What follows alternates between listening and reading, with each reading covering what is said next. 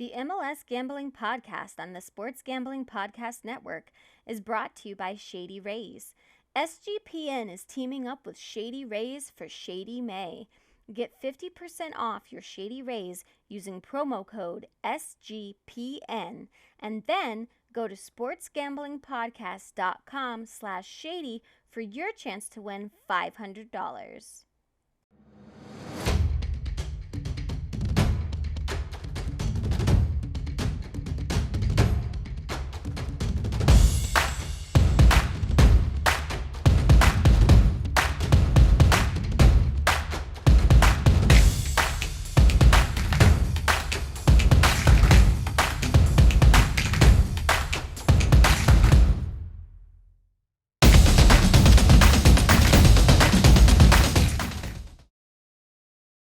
The MLS Gambling Podcast on the Sports Gambling Podcast Network. Week 12, Jacob. You like my contrasting jersey to my background? Because I do. I do. I like that we are definitely stepping it up in the MLS gear department. This is English Premier League, Everton, man. Oh, I can't see the bottom of it. I see the badge. Yeah. Hey. You know what? I should have worn my Eintracht Frankfurt jersey. Hey, Everton won yesterday. Toffees won. I couldn't believe it. I have Brighton too. I couldn't believe it. I was worried about Everton winning, so I took double chance. I think I took them on the spread, like plus 1.5, and I was so ecstatic. And right now we are right above the relegation zone, so I can't complain. Nottingham Forest won, but you know what? Is that your team? Is that your EPL team? I'm an Everton and Fulham fan. Okay. So Everton, just growing up, I was a fan, and then when I traveled over there, I got to see a Fulham game, so I became a Fulham supporter. But that was when they were that was prior to them being in the Premier League when they were in the second tier. Got it. Who's your English Premier League team? Honestly, I'd probably have to say Man City. I know, but honestly, I like them. I just do. I like the team. But I'm a bigger fan of lower league English soccer. That's my wheelhouse, really. I like some Ipswich Town, some what else was there? Yeah, who knows? There's a million random teams, but I like, English North Division, National North Division kind of stuff. Wrexham, that kind of thing. Some people probably know that name. You're a Bayern Munich, a PSG, Barcelona. No. No, it's not that bad. And no, man. Hey, dude, I'm stoked for Week 12. Yeah, I love some MLS action we got going on, especially because all these European leagues are starting to dwindle down towards the end of the season. We're gearing up. We're about a third of the way through the MLS season. Let's get right into it. Saturday, we start off Saturday, May 13th. We have an afternoon game. The Chicago Fire host the St. Louis City SC. Chicago, even money right now, plus 265 for St. Louis. The draw, plus 265. Over-unders at 2.5 to 3, leaning more towards the under. And we have some breaking news because the Chicago Fire fired their head coach, no pun intended, Ezra Hendrickson. He took over at the beginning of the 2022 MLS season. Man, it was probably time, maybe a little less surprising, more surprising than the Red Bulls' termination of their coach. But the Fire are 1-5 at home. They probably wanted to make some changes, salvage the season. Nashville beat them pretty bad. I was surprised at this one. The other one, not so much. I thought the Fire had showed some fight in some games, but, obviously 1-5 at home is not great. But it's 5. I don't. The 1-5 is 5 draws. So their losses all come on the road, undefeated at home. But with 1 win in 6 home games, I get it. But, It is what it is. It feels a little bit early, but they also only have one clean sheet. 82% of their home matches have seen both teams to score. And then St. Louis on the flip side, right? We'll switch gears there for a second. Their match was abandoned in Dallas due to weather. 8 of their 10 matches have seen over 2.5. They only have one road loss, but they haven't won their past 2. They haven't been winning or losing in 5 of their 5 away matches at half. So drawing every time at half. They have the most goals through 11 matches, 22, 2 per game. So hard to win on the road. Fire haven't lost at home. We'll have to see more about, if Klaus plays for St. Louis. Not sure. Probably we'll find out closer to game time. But Chicago Fire have seen both teams to score in 7 of 10. St. Louis can score on the road. I like the Fire's draw no bet first half. But probably I'm going to stick more so with both teams to score. Now that the news of the Fire head coach came out, we have no idea what to expect from the Fire. Who do you like in this one? I will start off by saying that there is a hot take alert from Ty. A 1-5 home record is not good. But it is not good for Chicago Fire. I'm not a big believer in Fire. But you do have to worry about the new coach bounce. Do you know? I honestly didn't get a chance to see. Do you know if they're just going like they have an interim? They didn't bring anybody else new in yet, right? Yeah, they just have a interim. Sure. Okay. Last week's game against Chicago, I think Nashville could have put up 10 on them. I mean, they had 30 shots, 11 on target, 10 corners. I mean, they got beat up by Nashville bad on the road last week. Hani Mukhtar, had a hat trick against them last week. So that's something else to bring up. He actually got it in the 91st minute was his 3rd goal. But, just like I said, that game wasn't as close as it reads, even at 3-zip. And St. Louis, got a lucky break, kind of got a little mini bye week because of the rain. So on the road, I am on the opposite side here. I like St. Louis City to win. I'm probably going to take them, probably draw no bet and maybe sprinkle a little on just straight money line. I don't like both teams to score here just because Chicago, I don't know if I can trust them at home. But yeah, I'm taking a stab at St. Louis on the road. I know it's been shaky. I just don't believe in Chicago. I don't believe in that team. St. Louis has shown that they're able to score on the road. I mean, I might even take a little sprinkle on St. Louis team total over 1.5 at plus 188. It kind of reminds me of last week's game where we saw, I think it was like New England, I think was somebody last week was a dog and they really shouldn't have been. It's that same kind of situation here. So let's go City. Yeah. And Frank Klopas is the new manager. It's his 3rd time taking over for the Fire.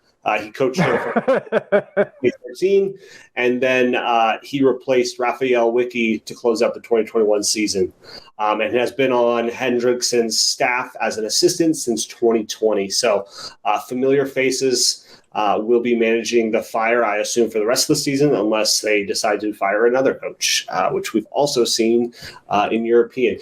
MLS is a little different, I think, because of the structure and the non-relegation that we have here in MLS. Right. Coaches kind of get the benefit of the doubt for longer tenure and longer term. And I also think just from, I hate to say it, but I feel like the competitive nature of winning at all costs hasn't trickled into MLS like it has in the English Premier League. I mean, Leeds are on their 3rd manager of the season. So yeah, and then I mean Chelsea is a wreck. So it's it's crazy. Next up, we got Atlanta hosting Charlotte. But before we do that, let's take a quick break to hear from our terrific sponsors. Shady Rays is teaming up with SGPN for Shady May. Not only do you get an amazing 50% off, but you also have a chance to win $500. Shady Rays has you covered from the sun to the slopes with premium polarized shades, customizable snow goggles, and much more. Shady Rays have durable frames and extremely clear optics for outdoor adventures. And that's not all. Shady Rays offers the most insane protection in all of eyewear. Every pair of sunglasses is backed by lost and broken replacements.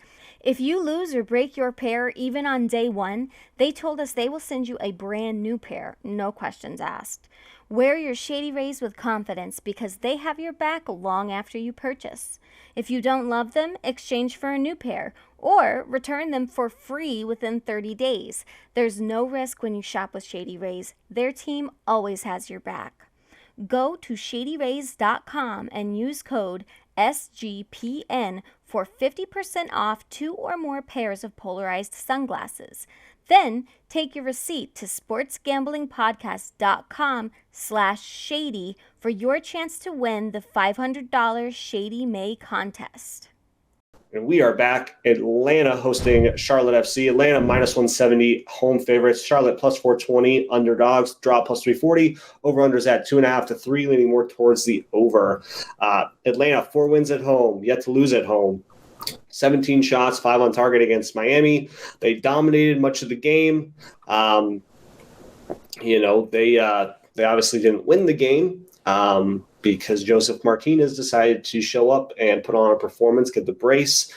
They've seen over 2.5 in their last 4, averaging over 2 goals at home per match, scored in every home game, conceded in 4 or 5 at home. Charlotte, they have 1 win, 5 road games. They've conceded more than a goal in 4 or 5 away, 3 or 5 away have seen over 2 goals conceded. All 5 away matches have hit over 2.5. They haven't kept a clean sheet on the road. They have the fourth highest goal average conceded at 3.09 per match. Fourth highest goal average in a game at 3.09. Highest goals conceded at 1.91 per match. We say so often, like I did in the first game, winning on the road is tough. Atlanta's not going to lose this. But I do expect Charlotte to at least get 1. I'd say 3-1, 4-1 if you're looking for a correct score. I do like another both teams to score, -140. I'm also willing to get a little risky on the total and go over 3 at +105. I dig it. It's been a minute for me, but I am actually going to give out a little ladder here for a total. Let's go Atlanta team total over 1.5, over 2.5. God, I don't think I can do the 4, but let's do a little mini one. Over so it's a little juicy. Atlanta team total over 1.5 -165. But one thing to remember is that Charlotte has given that up. I think every single road game but 1. So 4 out of the last 5, they've given up more than a goal and a half on the road. Atlanta at home, like Ty just said, they know how to score. They know how to win at home. I think that's an easy winner, and I think Charlotte on the road is susceptible to giving up more goals than that, which is why I'm going to take the over 2.5 as well. You might want to jump on that total over 3. Atlanta's just a beast at home, one of the best home teams in the in MLS right now. And a couple other things to remember. Atlanta have scored in all games so far this year, and they have also conceded in the last 5 games. So that leans to ties, both teams to score yes. I'm actually not going to take that. I'm not going to not take it, but I'm going to just lean on the total instead. Let's go that over 3. So, just a pretty simple play for me. Pretty straightforward. Atlanta likes to score at home. Let's get it. Yeah, I mean, with the total for Atlanta, Charlotte's last away game, they played DC United. They lost 3-0.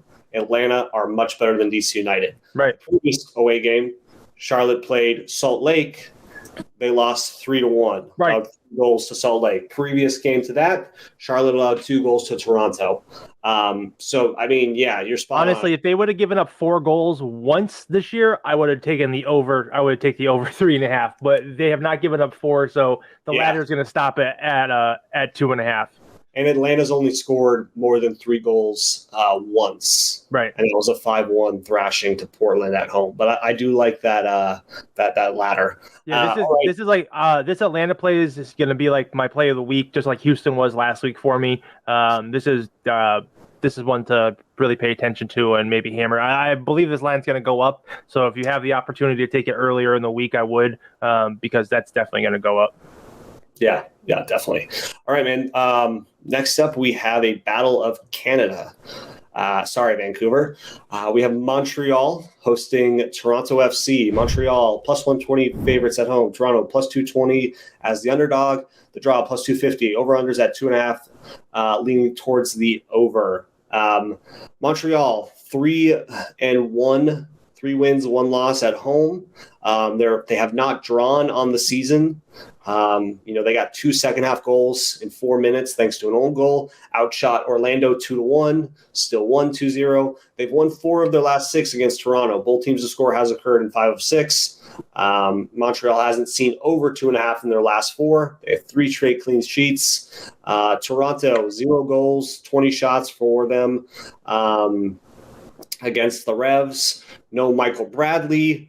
They have 0 wins. 5 road matches. They've only seen 2.5 in 4 of 11. They've yet to score a first half goal on the road.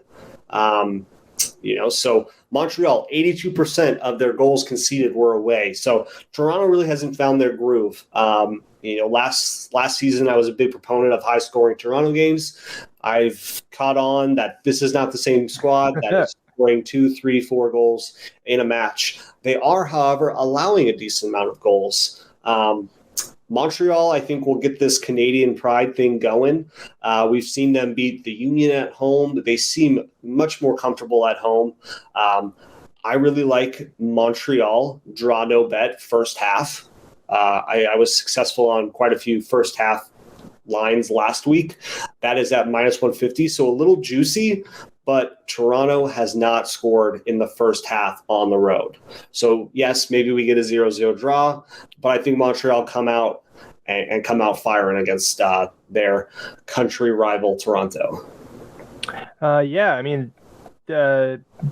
Toronto really, God, I cannot believe. I just got to say, I did not bet New England last week how I wanted to. And I told myself going into that game, like, this does not seem right. Toronto should not be a favorite in this game. It was the New England game that I was talking about before.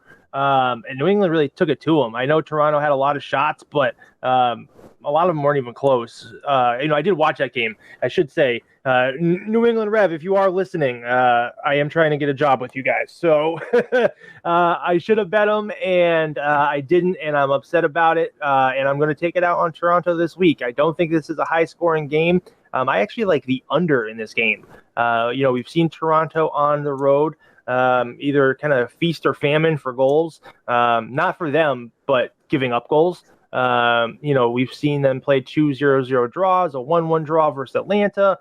And then we saw them give up goals in the Philly and DC game on the road. But yeah, I really like the under in this game. I think I'm going to go with the under 2.75 just for a little push protection, just for like a half loss in case Toronto does decide to score. But honestly, I don't think they score here. So I like this to be just a low score and pretty easy game. Not much to it for me here.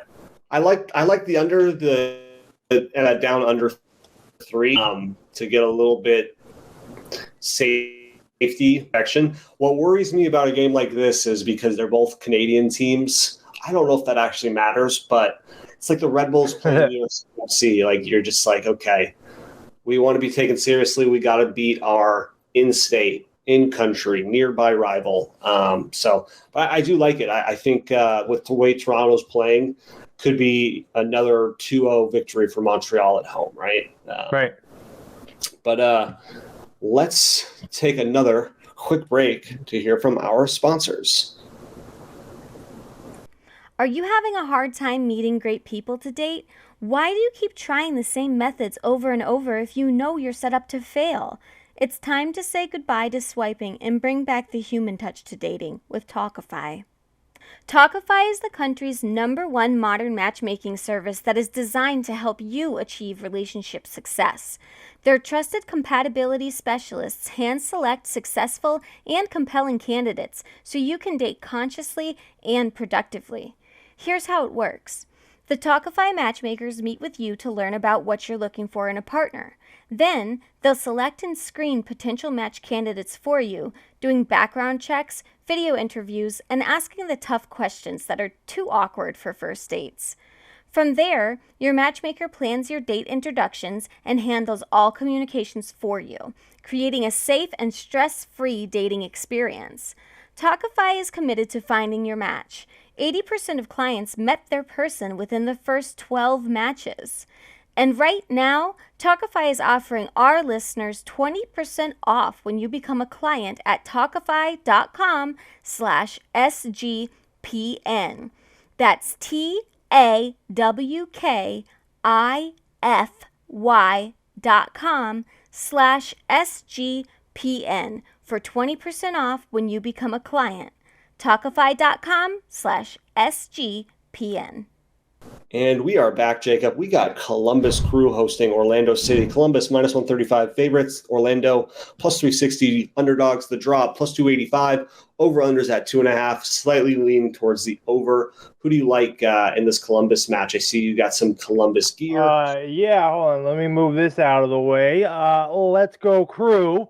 I think they really take it to Orlando here. I'm just pulling my page up real quick. While I'm doing that, I just got to show you guys real quick. Look at the awesome MLS Gambling Podcast mug I got. I just had to show, custom made. I'm sorry, not available to the public yet. We'll get there. But if you guys got to stare at my coffee cup, I figure it should be branded. So, back to it. I think Columbus is going to be pissed off after losing at home to Inter in their last game. And they take on a Orlando City side that is not very good.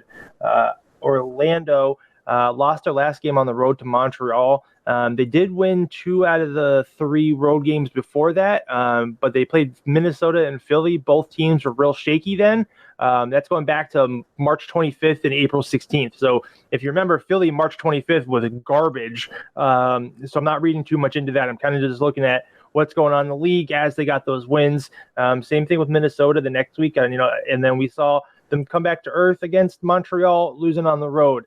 Columbus are 3 games since a win, so I really think that they're going to try and get back to it. And Columbus have also scored the most goals at home in the MLS.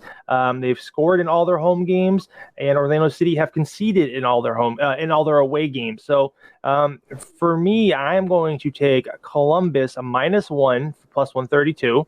I'm also going to take their team total over 1.5 -120. I really like both of those. I'm going to stay away from both teams to score here. I'll leave that to you, Ty, if you like it. But for me, taking a look at this slate, a lot of my plays this week are going to be small favorites and team totals over 1.5, I guess. But let's go Crew. Yeah, the Crew -1 +132. That's a nice little play there. I'm staying away from both teams to score, not because I don't think Orlando can score, but more so because I believe in Columbus a lot. 3-1-1 at home. They only have 4 goals against them at home. They've scored in 9 of 10 matches this season. Second most goals in MLS, 1.9 per match, 19 and 10. 9 of 10 games thus far that they've played in the 2023 season have had 1 goal or more at half, right? So that means 10% of their games have seen 0-0 at half. So looking like we might see at least a goal, hopefully more, in the first half. Orlando, they have actually won 5 of 6 against Columbus. So they've scored in 3 of 4 on the road. They've conceded in every match away. Both teams to score at -125 is probably the best both teams to score odds that we've seen thus far on the slate. Columbus at home, you got to take the money line, especially when it's 135. I think this line probably should be more like 160 -170. It's going to go up. It's probably going to end up being about -150, -155 if I had to take take a prediction on that. But Orlando right now is a crapshoot, right? They have 2 wins on the road out of 4. They've been playing better on the road. I do like Columbus money line at minus 135. I'm also going with what I said earlier. First half over 1 goal for both these teams at minus 120. I like the way Columbus comes out on the attacking foot, and maybe Orlando gets one early too, and we see like a 1-1 halftime score, or 2-0 Columbus would be fine with me. So look into that one. But as we move on, we got DC United hosting Nashville. DC plus 125 favorites. Nashville plus 225. The draw plus 235. Over-unders at 2.25, leaning more towards the over. DC, 13 shots. They did get a goal in the 90th minutes. Too late, though. FC Cincinnati basically had the win. They're playing around 500 at home. They're 2-1-2. They've seen over 2.5 in 3 straight, have scored in 4 straight. Nashville, you don't want to play them at home, but you do want to play them on the road. A hat trick from Hani Mukhtar, 30 shots, 11 on target, which is absolutely insane. They only have 1 win in 4 road games, though. 3 goals scored, 3 goals conceded. 1 of 4 has seen both teams to score. So Nashville are a tough cookie to crack on the road. They have the 2nd lowest goal game average at 1.82. But they have scored in 4 straight. So with that, it comes down to who do we trust more in this one, right? Nashville kind of look unstoppable at the moment. I am worried about the total. I am worried about both teams to score just because of how good Nashville's defense is. At the plus price, I'm taking Nashville draw no bet at plus 135. I think that's definitely worth it, especially how Nashville looked last week. DC United may come out of their shell, and Benteke may get a hat trick. I don't know, but I'll lean with Nashville in this one. I like that a lot. Hani Mukhtar coming off another great performance. I think he's MVP front runner right now. He's been playing great all year, and he really leads this team. DC United, winners of 3 out of last 5, not going to take it away from him, but they have played Charlotte, Orlando, and Montreal. For the 3 teams that they've beaten recently. So, that says something. While Nashville took it to Chicago, took it to Atlanta, tied against LAFC. I mean, that tie against LAFC tells me a lot about how good this Nashville team is. They have a great defense. Their goals allowed average is 0.55 per game right now. So they're averaging about a half a goal per game allowed. And DC United just doesn't have the attacking power. While I think they're headed in the right direction, they are still missing some pieces that I think that they could use to really, strengthen that attacking front for them. But putting up a goal at Cincinnati, not bad. And, the 3 games prior, they did win. So while, we kind of started the season talking about, DC United being a bottom feeder, they're actually, headed in the right direction. So just something to keep an eye on for future weeks. But I'm right there with Ty on this one. Let's go Nashville. I think Nashville can,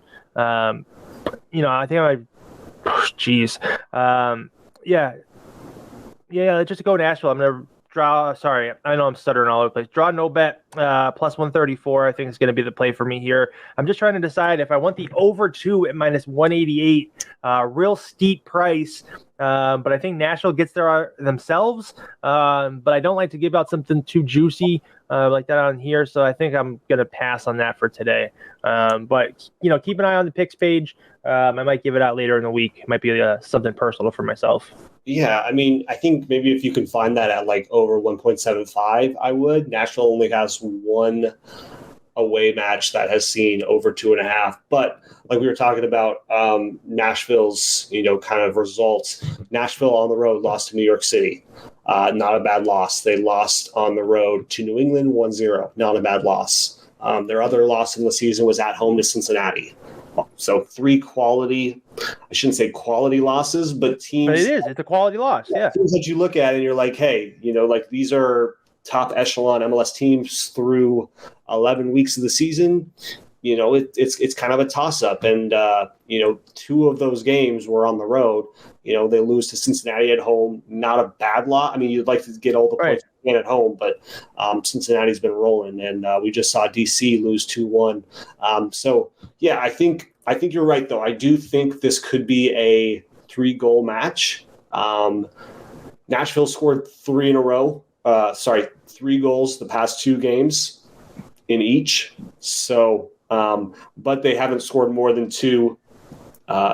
They've actually been shut out in 2 of 4 on the road. But I agree. I think Nashville, Toronto bet at plus money is a perfect play right now. Yep.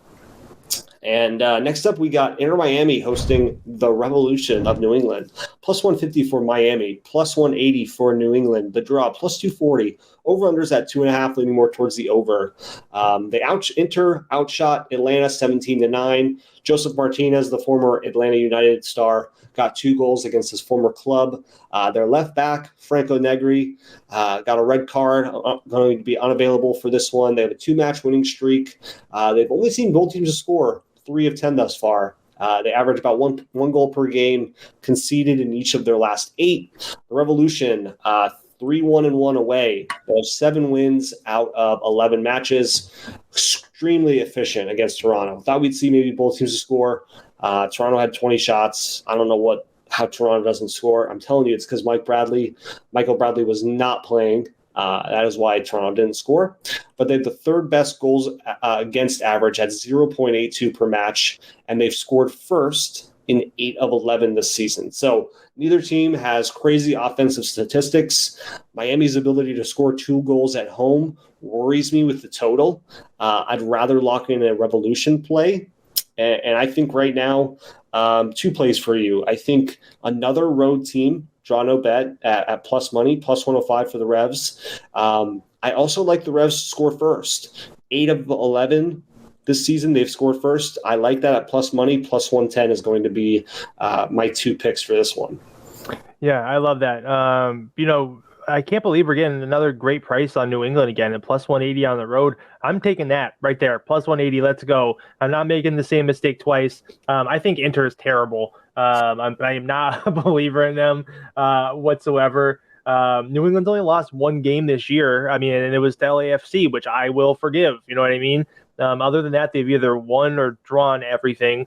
Inter just does not have the firepower to live up to New England. So the reason I didn't bet New England last week is because they had some injury concerns, right? And I was worried going against that high-powered Toronto offense that they may not be able to keep up. We saw that New England defense lock down and shut out Toronto, and I think we're going to see that again here. Honestly, I'm about to take a future stab on the Rev to either make the championship, something like that, whatever I can find.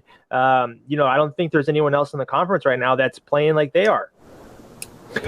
So yeah, because of that, Jacob's got New England into, what do you think, MLS Cup or Eastern Conference Finals? Honestly, I might take a stab at both. Right now, if we could take a sec to talk about it, what other teams in the conference, in the Eastern Conference right now, are they going to really be having to compete against? Yeah, right now they are second favorites to win the MLS Cup. I have them up 100, right behind them. And they haven't been slowing down. They got injured last week, and they won a game. That's why I laid off, was because of injury concerns, and it seemed not to slow them down. So because of that, let's go Rev plus 180. And again, I'm taking a stab on the team total over 1.5, plus 143, 2 plus money plays here. But yeah, let's go Rev. I like it. And I don't know, Joseph Martinez, I feel like, yes, he scored a brace against the Revs, but I don't think he gets a brace here. I don't know if he even gets a goal. I feel like he may be a little up and down roller coaster ride from scoring goals. We have the Red Bulls hosting New York City FC, a New York derby. Red Bulls plus 105 favorites. New York City FC plus 265. Underdogs draw plus 245. Over-unders at 2.25, leaning more towards the under. The Red Bulls 1-6-4 on the season. 1-3-1 at home. Let go of their coach, Gerard Struber. Not too surprised. 1 win, 11 matches. That is bad. They outshot Philly 17-3. allowed a first half goal, which was enough for Philly to win their first loss at home. 1 of 11 have gone over 2.5. They've seen 7 straight go under 2.5. New York City FC, back-to-back away losses after back-to-back home wins. They beat Charlotte in a slugfest, they got into a slugfest with Charlotte and lost. They failed to score in 50% away, have conceded in every second half away match. So an arch rival in-state derby match, this one kind of the lackluster feel of previous derby matches. The Red Bulls have been atrocious all season. They may get up for this one here, not only because it's their rival in state, but also because they have a new coach under new leadership, so maybe some tactics change. I think this one is probably a stay away just because I don't know how the Red Bulls are going to look after the change in leadership. The Red Bulls' inability to score has me focused on the first half and New York City FC not to lose. I do like first half under 1 at minus 140. And I also like New York City FC draw no bet first half at plus 145. The Red Bulls can't score. Even if we get a push in this one, I'm okay with this. But for everyone out there listening, I think first half under 1 at minus 140 and New York City FC draw no bet first half plus 145 are my plays. Red Bulls might not score in this one. Yeah, I agree with you there. They may not score in this one, but honestly, I don't know if NYCFC will either. You're going to laugh, but I am on draw in this game. With the New York Derby and both these teams being really inconsistent, it might be worth a little sprinkle on a draw here. New York Red Bulls have drawn 3 out of the last 5 games. We've seen NYCFC draw a couple games here, and I think both these teams might want to just get out of here with a point. Yeah, it's. I would say lean towards the 0-0 draw or a 1-1 draw. Yeah, I mean, this is a lean for me for sure. This game is really more of a stay away, but if you want to take a little sprinkle, a little quarter unit, something on a plus 245 draw, it's worth it. Oh, 100%, especially the way these teams are not scoring. Right. Yeah, definitely. All right, we are entering now the later half of the Saturday slate. My Austin FC hosts FC Dallas in a in-state derby match. Sorry, Houston. We have Austin FC plus 125 favorites, FC Dallas plus 215, draw plus 245, over-unders at 2.5, leaning more towards the over. I believe since I put up this background, which I designed myself, just kidding, we have not lost. We've also not won, but that is scoring. You're scoring. We're scoring and we're allowing goals. We like to make things entertaining for Ty. We like going down from stupid mistakes and then figuring it out on the offensive third. Our best player this season is our left back, John Gallagher, which I love John Gallagher. Great player, great speed, great left back. It's kind of an insult, though, to the rest of the players, I'm saying. We have Driussi. Rigoni scored once. We have 1 win at home. Owen Wolf was the player of the match. He got that 92nd minute assist. We've conceded at least 2 goals in our last 3 matches. Dallas is 1-2-2. It's kind of a bye week for them against St. Louis due to weather stopping the match. They haven't scored more than a goal in any match thus far on the road. 7 of 11 have seen both teams to score. Right now, both teams to score at minus 155. I'd probably still take that. Not the best odds. Like I said, somewhat of a derby match here. We have Houston and Texas, so there's 3 teams, so it's kind of awkward, and you don't really know who the rival is. In fairness to Houston and Dallas, we came in third in terms of becoming a franchise, so they're probably more of rivals than we are to them.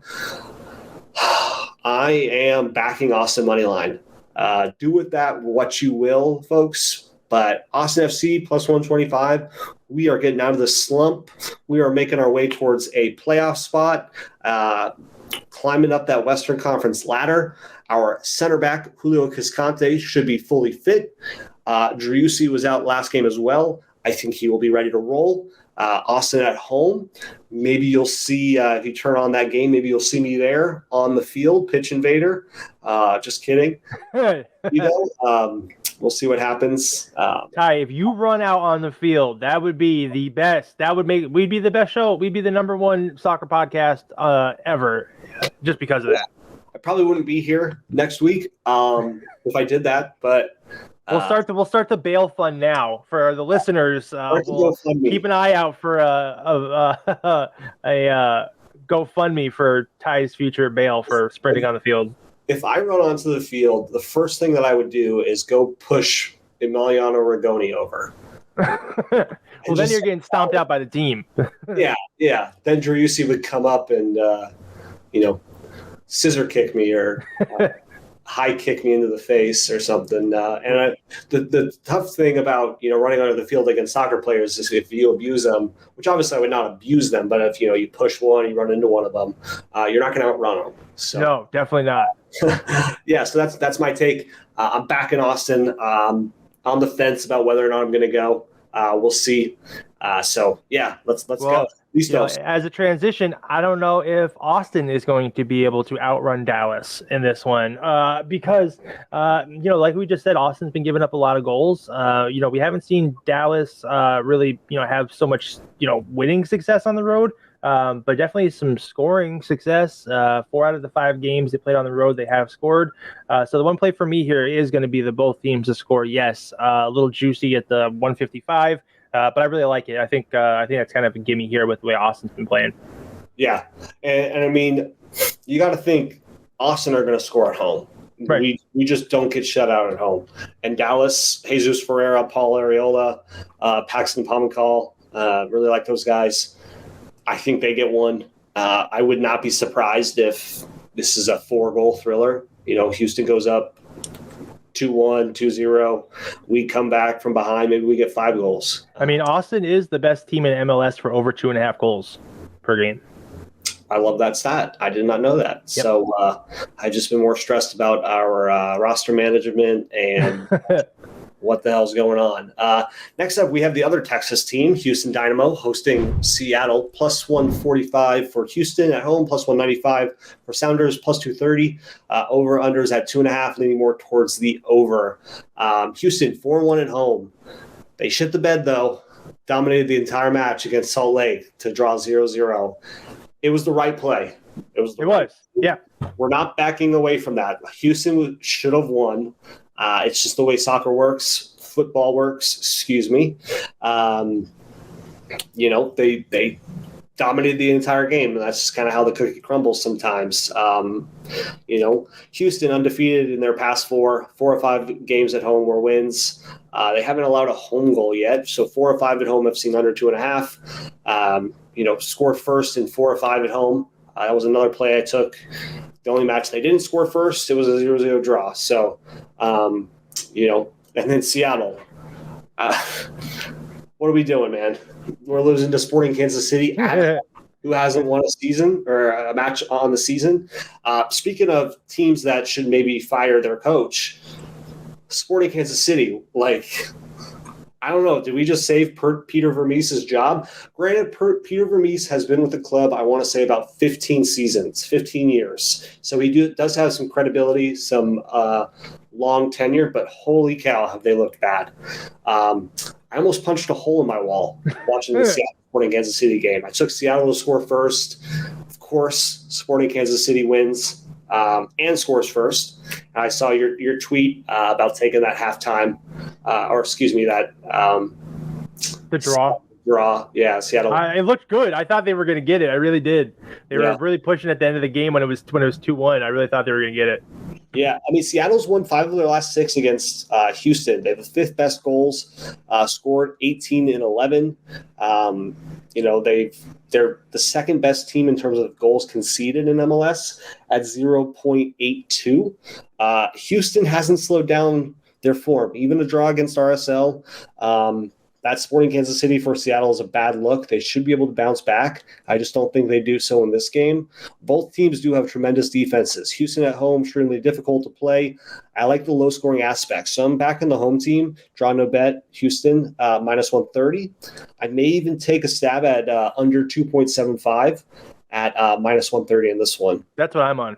Yeah, I'm on the under. Yeah, because I definitely need a little bit of a push protection. I know we keep doing this, and some people might harp on us. Some of the real sharp guys out there, if you're not taking a minus 110, you don't know what you're doing. But we are trying to get you guys winners, more importantly than just, always making sure the juice is right and all that. We want to make sure you guys are educated, entertained, and we get you guys some winners occasionally. So you got to pay a little extra juice because we think our numbers are right and that these are going to be the outcomes of the games.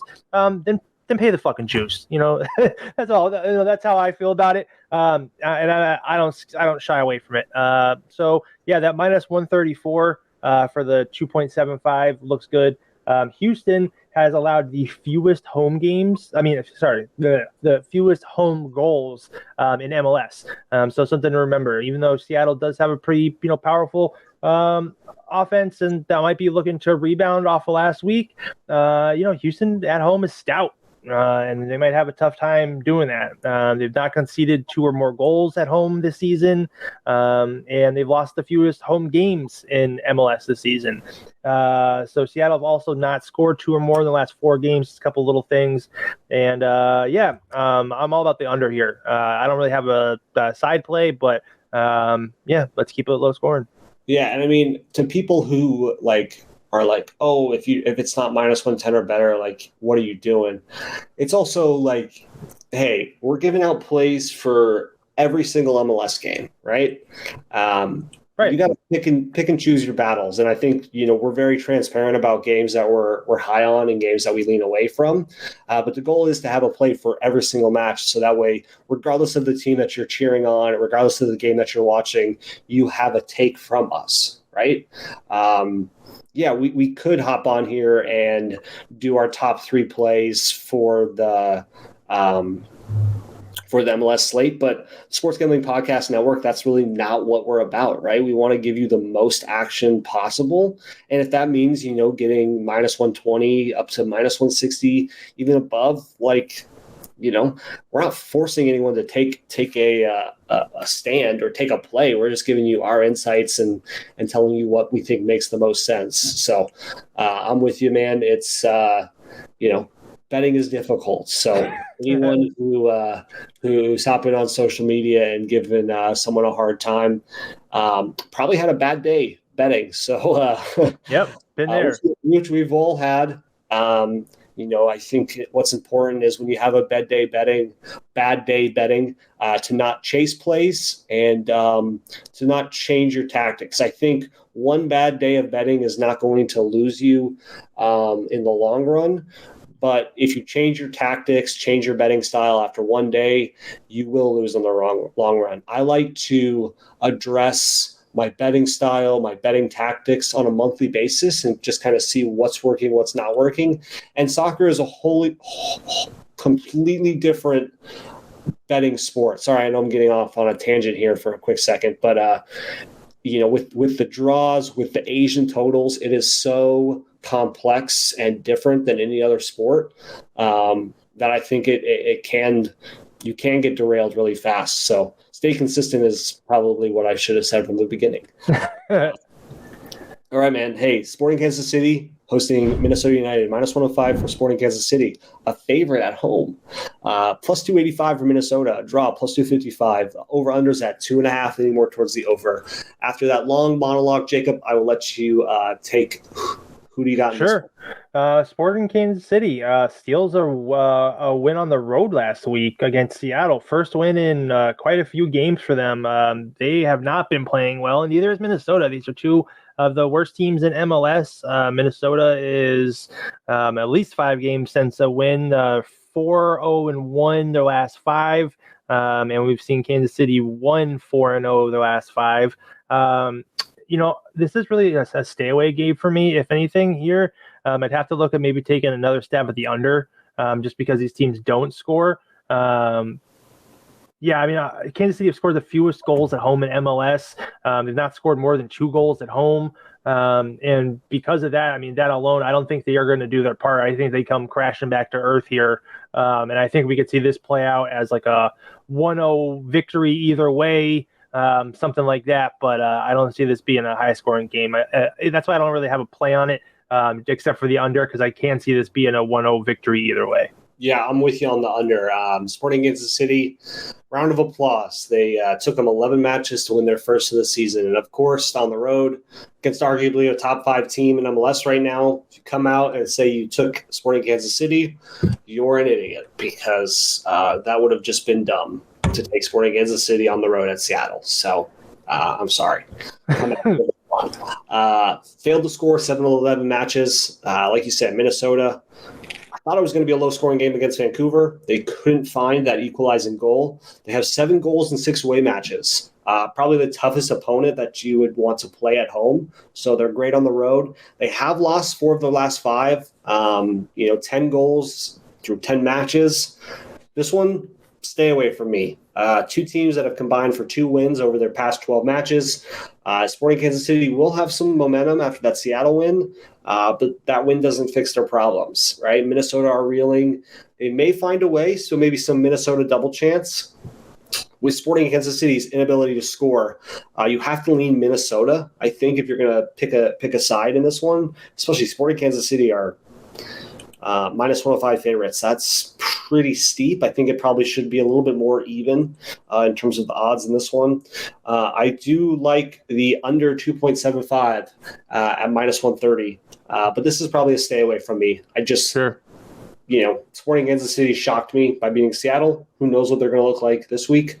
They continue to lose. I think Peter Vermees will be terminated and fired. Kind of surprising he wasn't the first one to go, but they did just beat Seattle. So that's my play. Next up, we got Colorado versus the Philadelphia Union. Colorado plus 165 favorites. Union plus 175 underdogs. Draw plus 230. Over-unders at 2.5. Slightly leaning towards a under. Colorado 0-3-1 at home. Picked up another nice result. This time on the road. They got 3 goals. Almost had a shutout, if not for LA Galaxy getting one back in the 89th minute. Cabral up top is a weapon now. They haven't won at home. Failed to score in 2 of 4 at home. They are undefeated in their past 7. They haven't seen a first half goal this season. A goal in the first half at home this season. 9 goals, 11 matches. We know who the Union are. I thought we did at the beginning of the season.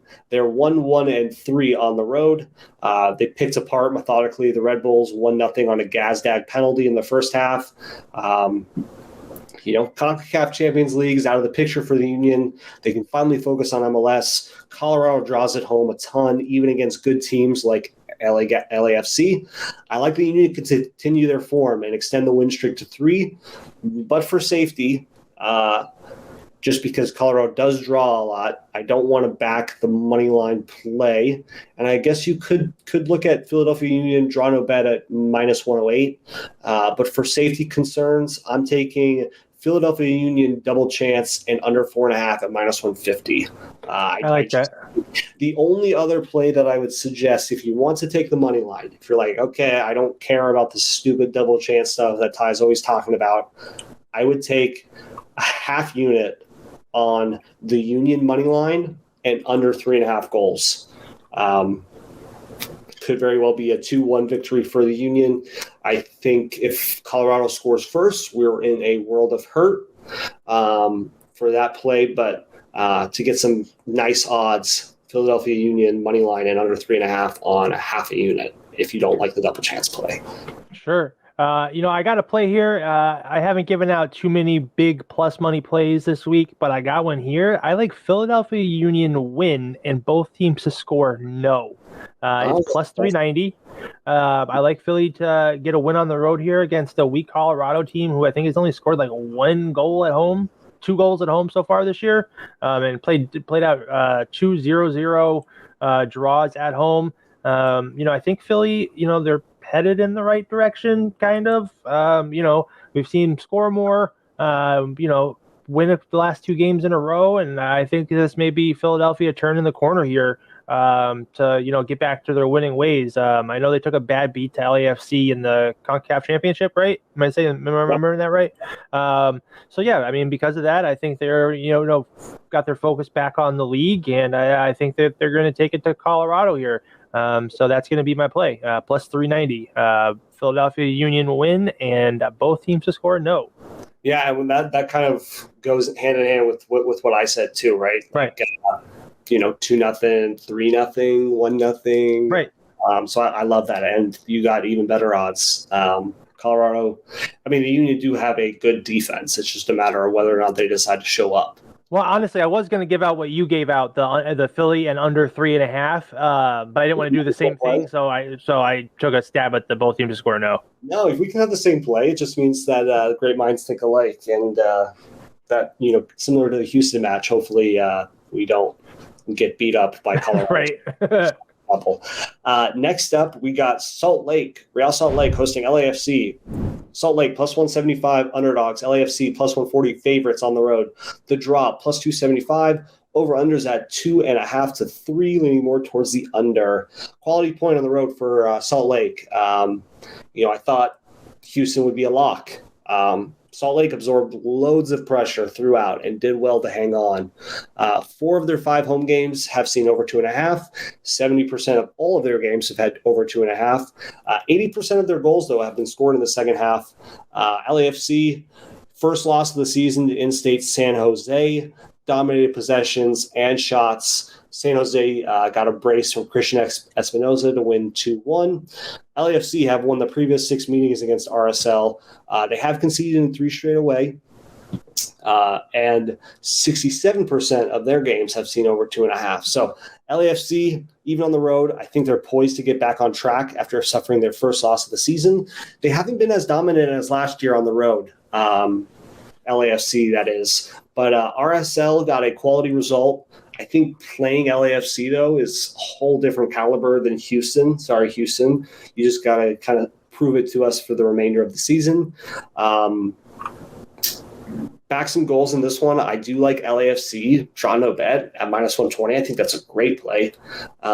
Yes, maybe you get a draw, but I don't think LAFC are losing. I also really like over 2.5 at minus 130. Those are the, keep it simple, stupid. Right. Yeah, I think LA can get that over themselves here. I really think they're going to take it to Real Salt Lake. I think this is just such a gap in talent between these two teams. So because of that, I am going to take half a unit and put it on the plus 140.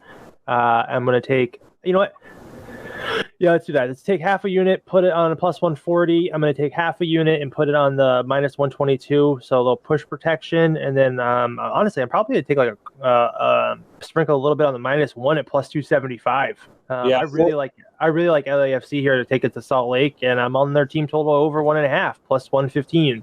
I get Real Salt Lake has been playing better, 2-0-0 draws last time out. But the games that they won before that, so they played a 0-0 draw last time out to Seattle at home. Before that, they won 3-1, 3-1 against San Jose and Charlotte, 2 teams where you see goals. But when you saw them play a team like St. Louis, or even a team that has a little bit more firepower like Austin, you saw them get crushed. St. Louis City beat them 4-0, and I think that's the kind of game we're going to see here. Yeah. I mean, and if you wanted, to take the money line play, you wanted better than plus 140, maybe sprinkle a quarter on LAFC money line and over 2.5 goals at plus 255. Yeah, absolutely. The LAFC and over 1.5 is plus 185. So not a big enough change for me to want to take something like that. So I would even level it up to 2.5 there. LAFC have lost the fewest away games in MLS this year. So I'm taking a stab at that for sure. I like it. The final game on Saturday, we do have one more Sunday match. The Portland Timbers plus 130 favorites, Whitecaps plus 210, the draw plus 240, over-unders at 2.5, leaning more towards the over. Portland disappointed not to get all 3 points at home against Austin. They allowed the equalizing goal twice. I say it time and time again, please start Yumi Chara. Let him play with his bro, Diego Chara. Would love to see that. Maybe they'll win a game. They are 2-2-1 at home. They've conceded in 6 straight. Vancouver has not won on the road. They're 0-3-1. Only 1 road loss. They're definitely a home team for sure. Great win against Minnesota. Showed that they can handle a high-scoring match. They're undefeated in their past 8 matches. No wins, though, which is a little concerning. 4 or 5 previous matches have seen clean sheets for them. They haven't scored more than a goal on the road this season. I like Vancouver in the spot. I really do. Austin went in, put up 2 goals against Portland. I think Vancouver are a little bit stronger right now than Austin. They're going to continue their unbeaten streak to 9 games. Rather than just stick with the double chance, I'm going with another Vancouver double chance and under 4.5 at -125. I also don't hate the maybe sprinkle a half unit, maybe a quarter unit on the draw at +240. Vancouver has 5 draws. Portland has 3 draws. I think a draw is potentially in the works here. Yeah, I definitely like that. And leaning towards that, the one thing I really like here is both teams to score yes. I know it's -160. I don't like too much more in this game. But we have seen Vancouver 8 games since a loss, winners of 3 out of the last 5, with those 2-0 draws sprinkled in there. They've lost the fewest away games in MLS, and Portland just isn't giving me the kind of confidence I need to take them as a winner. But honestly, neither is Vancouver on the road. We haven't really seen them have much success, but we have seen them score in 3 out of their 4 road games. And we have seen Portland have both teams to score yes in 4 out of the last 5 overall and 3 out of the last 5 at home. So for me, I'm just going to one little minor play on here, though, -160. I think it's a pretty easy play here.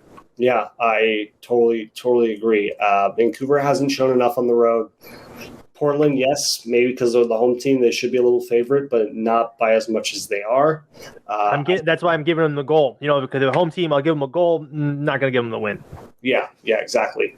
The final match we have is Sunday evening. The Galaxy hosting San Jose. Galaxy -115 favorites. San Jose +290. The draw +285. Over/unders at 3, leaning more towards the under. Galaxy just 1 win. Greg Vanney probably should be worried, especially with some firings coming out. Yeah. 21 shots, 1 goal that came in the 89th minute against Colorado. They have all sorts of problems. Puig, however you want to say it, is back. Someone please let me know how to actually pronounce it, because I've heard everyone under the sun say it different ways. They've lost 5 of their last 6. They have scored in all 5 at home. That is the LA Galaxy. This is a bit of an in-state. I don't know if I want to call it a derby match, because LA Galaxy's in-state rival is LAFC. Sorry, San Jose. They haven't been winning at half either, the LA Galaxy, that is, this season. San Jose has not won on the road. They are great at home. They took down LAFC in probably what was the best win on the slate last week, thanks to Espinoza's brace. No road wins. They're trending towards scoring goals, though. Their previous 4 have all hit over 2.5. They've scored in their previous 2. They've allowed 2 goals or more in 4 of their 5 away. They've only been losing at half in 3 of 11. So this one's a little bit juicy for me, and I'm hoping it comes down over 2.5 at -160. I think maybe I don't want to call it a safer play, but a different play you could look at. Both teams to score and over 2.5 is at -115. I do like that one. I also like San Jose to score first. LA Galaxy haven't been winning at half this season. I trust San Jose to come out on the front foot like they did against LAFC and nick a goal against the Galaxy on the road. San Jose Earthquakes score first at +140. Yeah, I like this game for goals too. We've seen both these teams, LA Galaxy at home, 4 out of the last 5. Both teams to score yes. San Jose, pretty similar thing on the road. All but 1 game has seen both teams to score. And because of that, I like a lot of goals in this game. So I'm going to do a little ladder on the total here. We're going to do the over 2.5 over 2.75, over 3, and over 4 at plus 270. I think this could be like a 2-2 game, a 3-2 game, something like that. We've seen both these teams give up a lot of goals. So I'm going to do a little ladder total. I like the both teams to score, yes, but it's minus 180, so I'm not going to take it. If you do want both teams to score, I would add the both teams to score, yes, and over 2.5 play. But I like the team totals here for over 1.5 for both teams. LA Galaxy is minus 140, and San Jose is plus 169 for over 1.5. Galaxy gives up over 1.5 goals all the time. So does San Jose. So I'm not going to read too much into it. I just like this game for goals. Yeah, I agree. I think if this one comes down to 2.5, split 2.5 to 3, I think hammer that. Even if you get 3 goals in this one, that's still a half win there.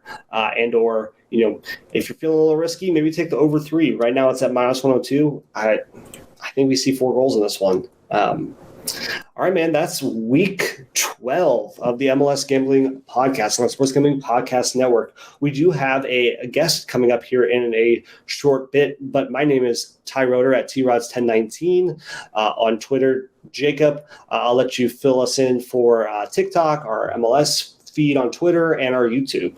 Thank you very much. Another great show. Week 12 in the books for us for our previews and predictions. But coming up, we have Ashley, also known as Soccer Q Ash on Twitter.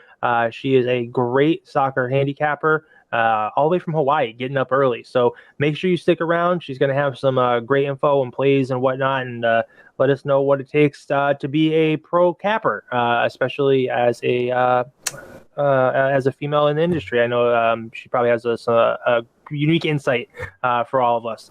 But yeah, I'm Jacob Reb at Pick Management on Twitter, at Pick Management on TikTok. You can find us on YouTube at MLS Gambling Podcast, on TikTok at MLS Gambling Podcast, on Twitter at MLS SGPN. You can always find us on the Sports Gambling Podcast Network. And that'll do it. Make sure to check out the Twitter during the week for our best bets. And stick around for Ashley coming up next. Sounds good.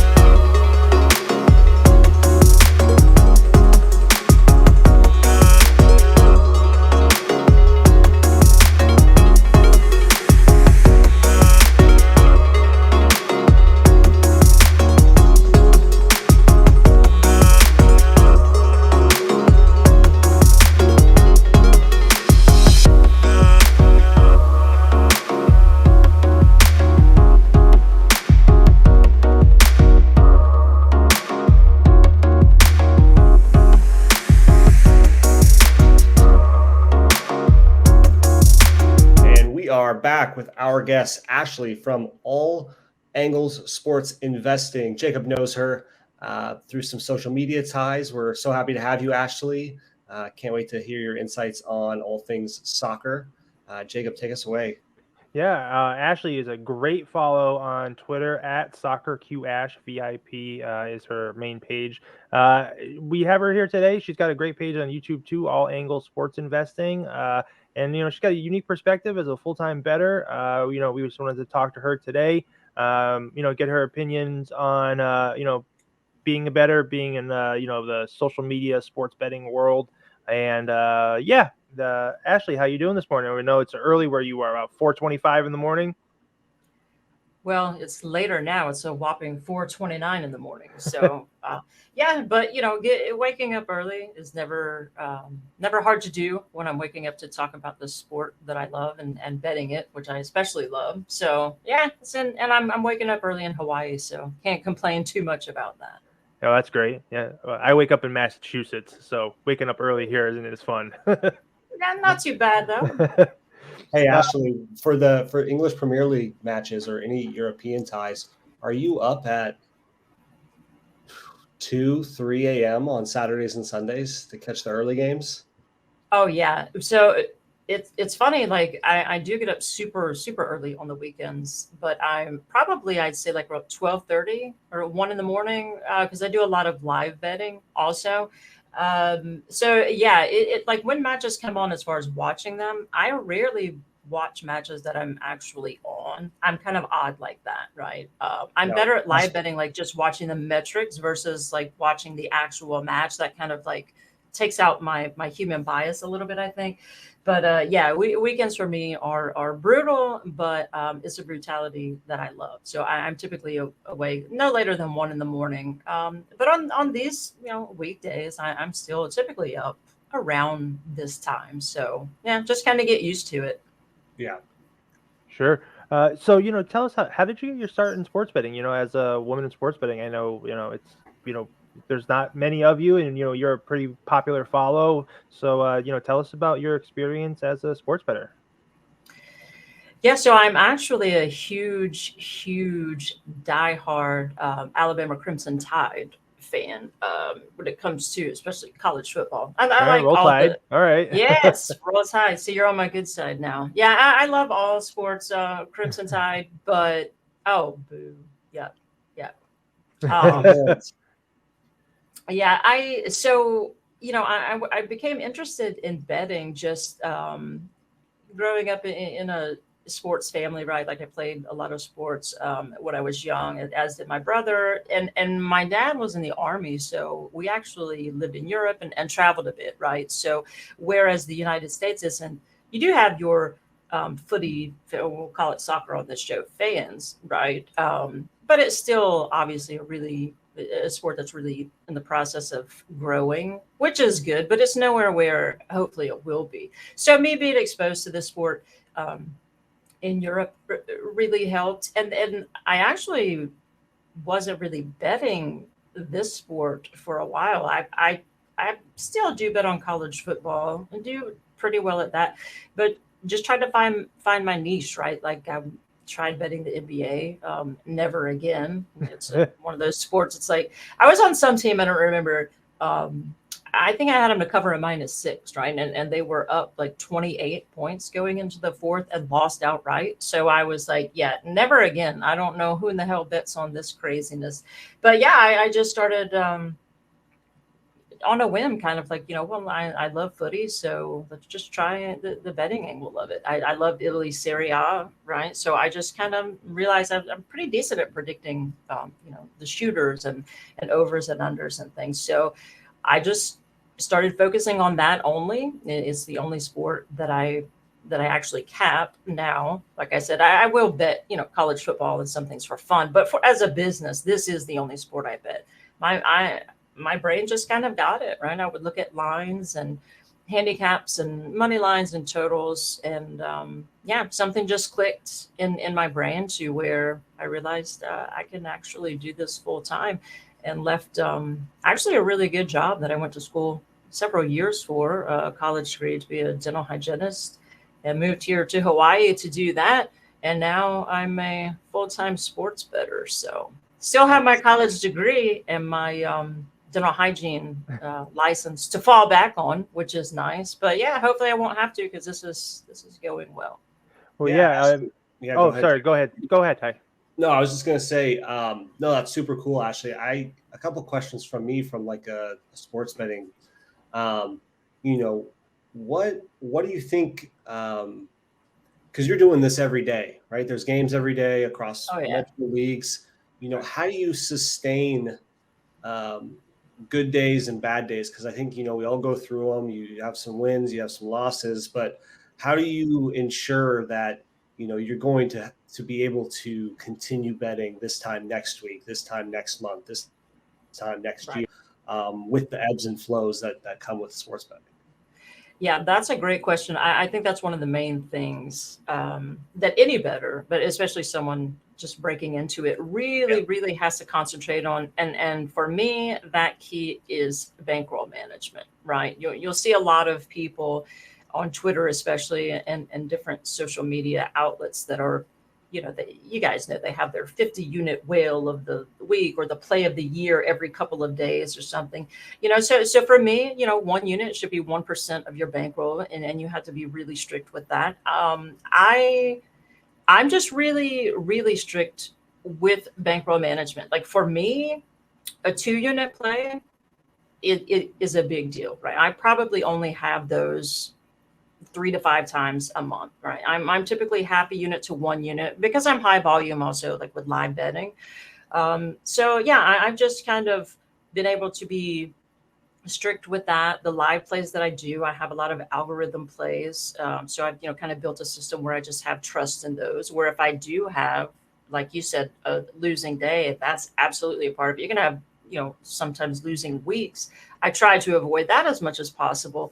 But just having trust in the system, that I've kind of built, the live plays that I bet, and not exposing myself, or like my Patreon clients, just never in one day exposing enough units to where we're not going to win 15 units in a day, but we're also not going to have a day where we feel like jumping off of a bridge, right? So it's all about slow and steady wins the race for me, rather than risking a lot of units on one match. No matter how much I love a play, I'm not risking more than 2 units on it ever. That's great advice. And I think, like you said, with those whale units and the 50 play of the years, play of the decade Right. thing, and then you see something from that same person a couple of days later, it's Right. It's a slippery slope that you can get yourself down. And it's great when you win. It's fantastic. You feel like you're unstoppable, and then you try it again and you lose all your winnings. So. And we've heard it from every guest we've had on here for our listeners. Everyone says bankroll management is the most important thing you can do as someone trying to be a professional sports bettor, and it's true, and then it'll always be true. Ashley, like I had said, you're a great follow on Twitter. One of the things you do that you hit all the time is anytime goal scorers. I have to say, she is like one of the best follows for that. I don't really play that much. If you listen to this show, I don't give out too many of those. But she's a great follow for European anytime goal scorers. And the one really good thing that, I think why you and Steve Weiss, your partner, are a great follow on YouTube, is you guys are like me. You get into the lower leagues of Europe. You know what I mean? Finnish, Norwegian, Iceland, that kind of stuff. I was just checking out their YouTube, and, I saw a few videos from, I think, Norway from the past couple days. And that's great because other big leagues are ending right now, and those kind of leagues are picking up. So was there any particular reason you guys decided to focus on that, or is it just you guys are bettors and you bet soccer as you see it, kind of like Ty and I do? Yeah, I guess it's kind of just like why we settled on the name. Also, all angles, right? So we do love the bigger matchups, like we have plays today in Champions League and hit some big ones yesterday. But that's another reason why I got into betting this sport in particular, right? If you're betting the NBA or college football or hockey or whatever the case is, that's great. But you have a set amount of time, right, of the months out of the year where you can bet that sport. Whereas with this sport, it's year round. And I do focus mostly on Europe, but still, like now I'm betting in China. Love betting in Australia. Their season's winding down, but have made good profit off of those matches and off of those goal scorers. So yeah, I just feel like with this sport, there's value to be found year round, and there's value to be found, around the world. And to me, I think it's kind of funny. Or interesting, like you mentioned, lower leagues, because I probably bet those as much, or if not more, than I do the bigger leagues.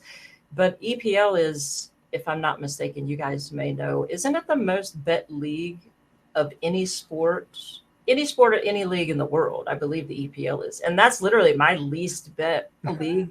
Those lines are wrapped so tight, right? Sure. Bookmakers are good at what they do, very good at what they do. So we have to be very good at what we do to counteract that. But yeah, I just love Norwegian lower leagues.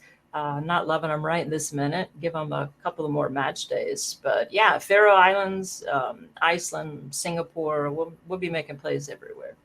Awesome. Well, it's a light day today. It's midweek. There's only like one real good game. But do you have any picks for us for later in the week, the weekend? Anything for the listeners? I do. I mean, I actually have one. If you want me to give you what I'm on today for the Champions League. Sure. Yeah. Sorry, while I just threw my keyboard across the room. Yeah. So with this match, it is a tough one. It's AC Milan versus Inter Milan, right, in the Champions League. So we have an interesting case of having a Champions League match that just so happens to be two teams from the same league, both play in Italy's Serie A, and two extremely bitter rivals. So I'm not messing with the total or an outright winner here. And although if you go with either to win outright, you're getting great plus money on either side. But I'm typically the person who looks for other angles, rarely bet sides anyway. Total is more my thing, but we're not even going to mess with that here. So what I'm taking here is player shots. And it's a bet builder, same game parlay, a double, however you want to call it. I'm going to be taking two players here, and I'm playing a unit on this play, and it's at right around even money, plus 100, minus 105 on some books. So Lautaro Martinez for Inter Milan, I'm taking him to have just one shot on target, right? So some books may have it shot on goal. Some are just going to have shot. So make sure that, if you do tail this bet, that you put it in correctly. So Lautaro Martinez is, no reason to kind of belabor the point with him. He's one of the most hot and cold players to me on the planet. So if he scores and he hits a hot streak, I tail him until he doesn't score, and then I lay off for a while until he starts scoring again. Just so happens to be that right now he is on a streak where he is scoring and playing well and getting tons of shots off. So we do not need him to score. We just simply need him to get one shot that's on target. And by itself, that's too pricey. But I'm someone who, like I said, bookmakers are great at what they do. So I like to take their lines and move them to where I want them and not where they want them, right? So we're not going to take him by himself.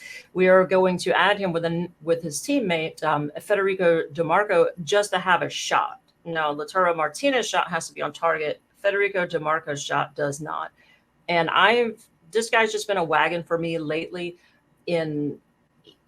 He's just the epitome of consistency right now. So he's had at least one shot, which is all we need here, in 22 of his last 23 matches in all competitions. He's actually scored, I think, 4 or 5 goals for mainly a defender, which is, which those are pristine numbers.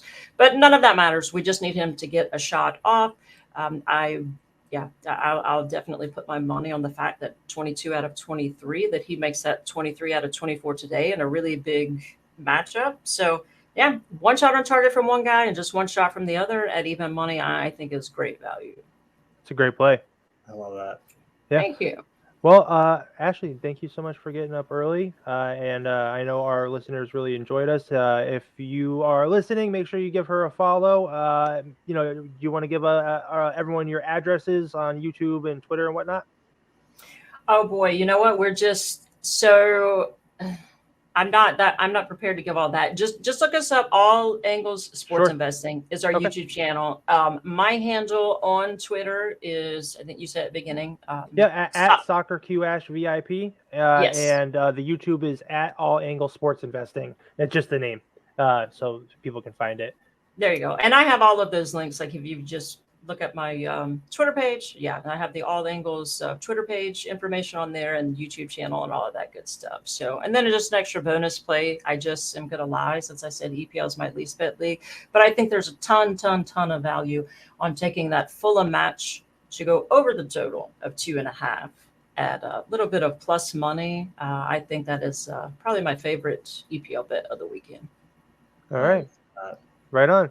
All right. Well, I am Jacob Reb at Pig Management on Twitter, TikTok. You can find us at MLS SGPN on Twitter and the at MLS Gambling Podcast on YouTube. Ty, thanks as always. Week 12 in the books at TRods 1019. Anything from you? Nope, good to go. Thanks so much, Ashley. We appreciate your time, and hopefully we have a killer week. And come on, Fulham. Let's go. Let's go. Yeah, let's go. And Martinez and DeMarco, I appreciate you guys for having me All on. Let's hit some winners, and everyone have a great week. All right. Bye-bye.